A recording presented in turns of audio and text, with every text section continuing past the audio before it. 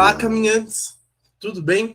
Sejam muito bem-vindos à nova série do canal que vai se chamar Entendendo o Tao Te Ching para a Vida, onde a gente vai sempre pegar algum trecho do Tao Te Ching e trazer uma reflexão prática, de forma que eu vou poder usar os ensinamentos desse livro tão importante, tão profundo, tão misterioso para o nosso dia a dia. E para o nosso primeiro vídeo da série, a gente vai estar falando do trecho do capítulo 15 do Tao Te Ching. E antes de começar o vídeo propriamente dito, eu gostaria de explicar um pouquinho o que é o Tao Te Ching. O Tao Te Ching, ele é um dos livros mais importantes dentro da filosofia taoísta como um todo. Ele é o que representa para a gente a forma de agir no mundo. Ele nos ensina a agir de forma sábia dentro do mundo. Tanto que a tradução de Tao Te Ching, no literal, significa o tratado do caminho e da virtude. Ao longo dessa série, a versão do Tao Te Ching que vamos utilizar é essa daqui, essa vermelhinha. E essa tradução ela foi feita pelo mestre Wu Zhishen, que foi um sacerdote de alto ofício lá de uma linhagem taiwanesa que trouxe o taoísmo para o Brasil, ensinou para cá e formou diversos outros mestres, diversos discípulos em várias artes taoístas, ensinou Feng Shui, ensinou astrologia, ensinou novamente o taoísmo, ordenou pessoas daqui como sacerdotes, e como uma pessoa que era tanto versada em chinês quanto em português, e mais importante, extremamente mergulhada dentro da cultura e da filosofia taoísta, as traduções que o mestre Wu Zhishen fez valem ouro, porque ele traduziu do chinês arcaico direto para o português. Isso é algo muito difícil, porque na maior parte das traduções traduz-se do chinês simplificado, do chinês moderno, direto para outra língua. E não só os comentários que o mestre Shen ele coloca, né, em todas as obras que ele produz, são comentários de um mestre, comentários de alguém que entende aquela cultura, de quem entende aquela filosofia. Então, eu recomendo fortemente para aqueles que desejam acompanhar essa série, adquirir esse livrinho aqui. Tem essa versão e uma versão de bolso, tá? Essa versão aqui, ela vem comentada e a versão de bolso vem só com os capítulos.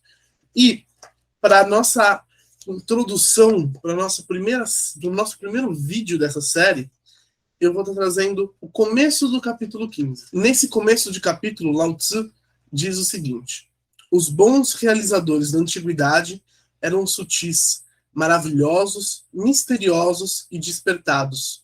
Eram profundos e não podiam ser compreendidos. E justamente por não poderem ser compreendidos, é preciso esforçar-se para ilustrá-los. Nesse capítulo, Lao Tzu traz para a gente como é difícil entender os mestres e os sábios. Mas, para a gente chegar a essa conclusão, vamos entender esse código que existe no taoísmo, né? Esse código que existe no Tao Te Ching. Então, os bons realizadores da antiguidade eram sutis. Quem são os realizadores? Tá? Os realizadores da antiguidade uma expressão taoísta que se refere aos mestres e sábios iluminados que viviam em completa harmonia com a natureza nesse passado muito antigo, mais antigo do que 5.000 anos atrás, quando esse livro foi escrito. Então, eram pessoas que viviam em completa comunhão com a natureza. O termo realização no taoísmo a gente utiliza para se referir ao processo de iluminação.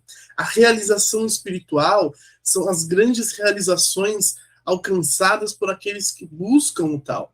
Né? Conforme os progressos que eles vão adquirindo nas suas práticas, né? Conforme eles vão expandindo a sua consciência, unificando a sua consciência universal, esse é o processo de realização. É o processo de se unir à unidade da vida.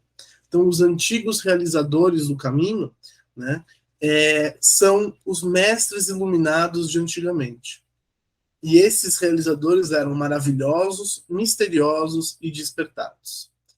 Quando a gente vê a palavra maravilhoso, dentro do taoísmo, a gente tem que lembrar de uma expressão muito comum, que são as 10.000 maravilhas. Tá? Esse termo que a gente usa no taoísmo se refere à beleza que a vida possui por existir, em todas as suas grandes manifestações. O mestre Wu Zhishen, ele costumava dizer que antes de uma alma, antes de uma consciência buscar o caminho espiritual, ele vai entrando na vida como se a vida fosse um grande parque de diversões. E tudo é muito bonito, tudo é muito belo, tudo é novo, experiências para serem vividas, coisas para serem descobertas, e a gente quer brincar nesse parque de diversões, a gente quer ir na montanha-russa, a gente quer ir... Só que a gente vai reencarnando e vai voltando tantas e tantas vezes, que chega uma hora que a gente perde essa vontade do parque de diversões e a gente passa a querer extrapolar isso tudo. Né? A gente passa a querer entender o que há além desse parque de diversões. Tá? Mas essa unidade da vida, ela é maravilhosa. A vida existindo no aqui e agora, ela é maravilhosa. E mesmo nessa busca espiritual, desse, entre aspas, cansar do parque de diversões, a gente não para mesmo assim de se maravilhar com a vida. Na verdade, uma vez que a gente vai se aproximando da realização, o sentimento de gratidão interno, de contentamento interno, nos permite nos maravilhar ainda mais com a vida. Porque é como se a gente adquirisse aquela coisa da criança que brilha os olhos para todas as quaisquer coisas, porque a gente para de fazer tantas comparações. Então, por exemplo, se eu tenho uma rosa, eu digo se essa rosa é feia ou bonita. Quando eu esvazio a minha mente e vou me aproximando dessa consciência universal, ela é simplesmente uma rosa. E ela é maravilhosa do jeito que ela é, da forma que ela é, sendo ela, entre aspas, feia ou bonita. Mesmo ela não estando dentro dos padrões que se considera feio ou bonito, ela é simplesmente o que ela é. E a gente passa a consagrar a beleza daquilo que ela é. E os mestres, os iluminados, eles são maravilhosos, porque a sua consciência, ela se assemelha a essa consciência universal. E isso é extremamente belo. Ele tem dentro de si a mesma capacidade criativa infinita que o próprio Tao possui, porque ele está unido a essa consciência universal. Tá? E misteriosos e despertados. O que isso significa? Despertos, bem, é mais fácil da gente entender, não é tanto um código. Despertos é porque sua consciência está unida ao próprio tal. Então essa manifestação se assemelha ao céu, né? Eles se despertaram porque a consciência individual deles se iluminou.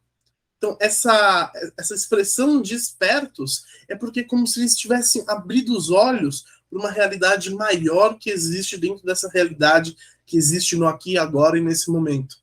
Eles é como desabrochar de uma flor, uma luz que surge de dentro e que vai para fora.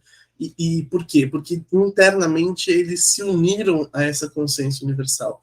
Despertos porque eles despertaram dessa, entre aspas, matrix, né? E misteriosos. E aqui essa parte do misterioso é uma questão que é muito importante para a gente entender o objetivo desse vídeo, o que eu quero passar nesse vídeo, mas ao mesmo tempo é tão difícil de passar isso, porque justamente é misterioso. O que é que faz uma pessoa ser iluminada? O que transforma uma pessoa em iluminado? O que difere um iluminado de um não iluminado? Percebe que é algo que não é claro, é algo que não é objetivo, é algo que não é possível da gente mensurar empiricamente. Dá para eu medir as virtudes das pessoas baseado naquilo que nesse século, nesse momento, acredita-se que é correto. Tem um outro capítulo do Tao Te Ching que fala que bom e mal é uma questão de referência. Né? Na verdade, o taoísmo inteiro vai falar sempre isso. Né? Então, o que é que faz uma pessoa ser iluminada? O que transforma essa pessoa nisso? O que é de verdade esse silêncio interno profundo e verdadeiro que permite a minha mente ser como se fosse a canalização da vida acontecendo? É algo misterioso, é algo profundo. E a gente só de verdade consegue entender isso uma vez que a gente vai vivenciando esse caminho de realização, uma vez que a gente vai colocando na nossa vida os ensinamentos, colocando na nossa vida as práticas espirituais de autocultivo, as práticas espirituais de controle da mente e do ego, porque dessa forma a gente vai entendendo de verdade, a gente vai entendendo na sua profundidade. Se eu tentar explicar para vocês qual é a sensação que existe quando eu entro num estado de meditação profundo, isso vai ser tão raso, tão superficial, diante da profundidade que é estar naquele momento, que vão ser palavras vagas, que vão ser palavras superficiais e rasas. É como se eu fosse tentar explicar para vocês o sabor de uma maçã. Eu vou colocar maçã é doce, maçã é azeda, maçã isso, maçã aquilo, tem textura Y, mas se você nunca comeu uma maçã na vida, você não vai conseguir entender o que é uma maçã.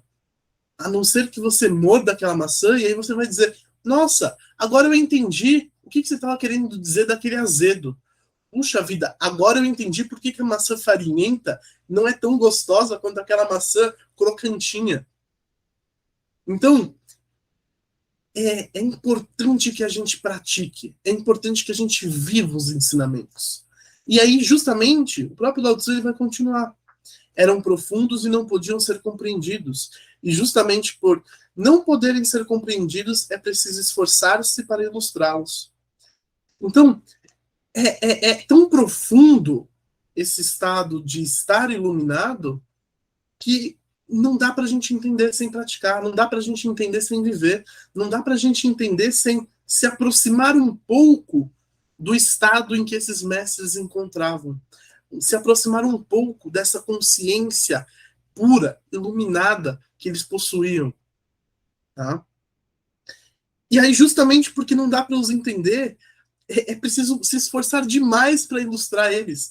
E ao longo do livro inteiro, Lao Tzu se esforça pra caramba para tentar explicar para as pessoas o que raios é, o que raios faz um ser iluminado, o que raios transforma um ser iluminado, quais são as virtudes que ele carrega, quais são os princípios que ele porta, né? Quais são os ensinamentos que estão por detrás desse processo de realização.